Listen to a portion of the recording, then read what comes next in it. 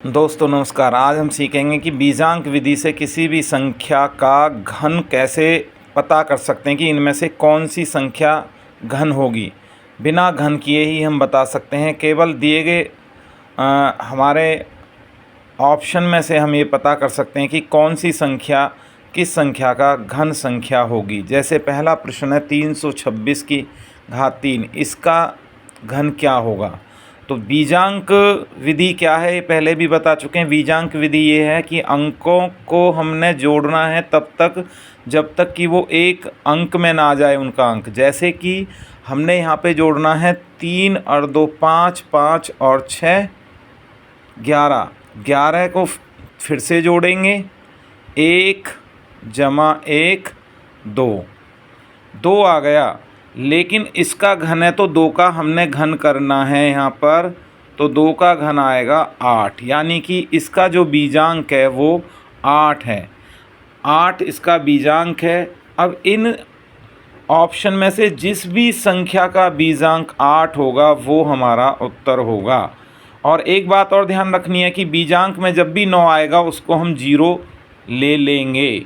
तो 9 को हम जो भी 9 आता रहे उसे 0 ले सकते हैं, या हम ऐसे भी पेयर में भी कर सकते हैं। हम 9 जैसे हमारे पास ये 9 आ गया तो इसको जोड़ने की ज़रूरत नहीं है, 0 हो गया।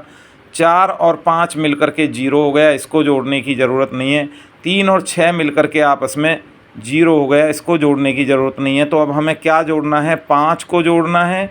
हमारे पास 7 बचा, 5 और 7 12, 12 और 6 18, और 18 को फिर से जोड़ेंगे 1 जमा 8, तो हमारे पास आएगा 9। 9 का मतलब है 0। इसका जो बीजांक योग आया वो 0 आया, तो ये इसका आंसर नहीं होगा।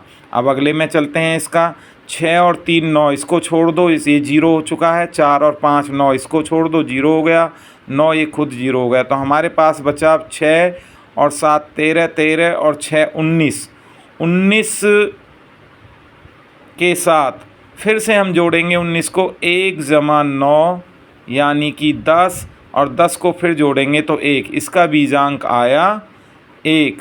तो इसका मतलब ये भी इसका आंसर नहीं होगा। इसके बाद हम इस पे जाते हैं।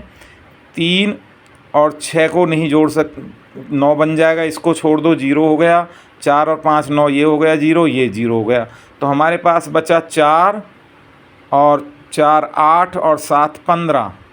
15 को फिर से हम जोड़ते हैं तो 1 जमा 5 बराबर में 6, और 6 का इसका 6 आया जबकि हमारा है 8, तो इसका मतलब ये भी हमारा आंसर नहीं होगा। फिर से हम इसको जोड़ते हैं।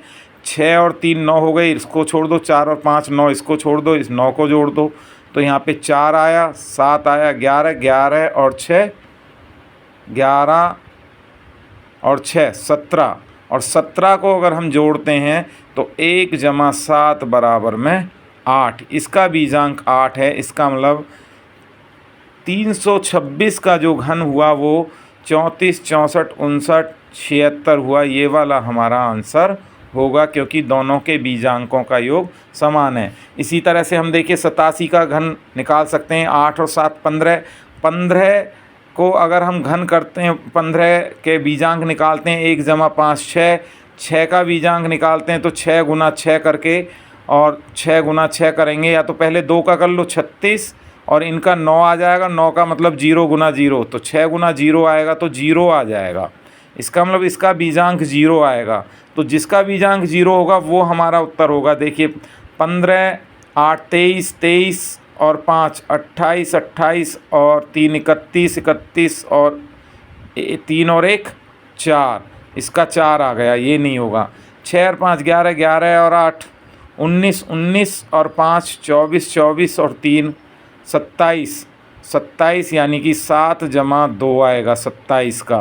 तो 9, 9 का मतलब 0, इसका बीजांक 0 है, तो इसका आंसर ये होगा। और किसी का बीजांक इसमें 0 नहीं होगा। जैसे देख सकते हैं 6 और 5 11, 11 9 20, 20 20 5 25, 25 और 3 28, 28 को जोड़ेंगे 10, 10 का फिर 1 आ जाएगा, तो ये नहीं होगा। इसी तरह से 11 11 8 19, 19 और 6 25, 25 और 3 28, इसका भी क्या आएगा 2 और 8 10 और 1 आएगा, तो इसका ये आंसर भी नहीं होगा। तो ये आंसर होगा इसका। इसी तरह से आपने 51 का घन इसमें से पता करना है कौन सा होगा।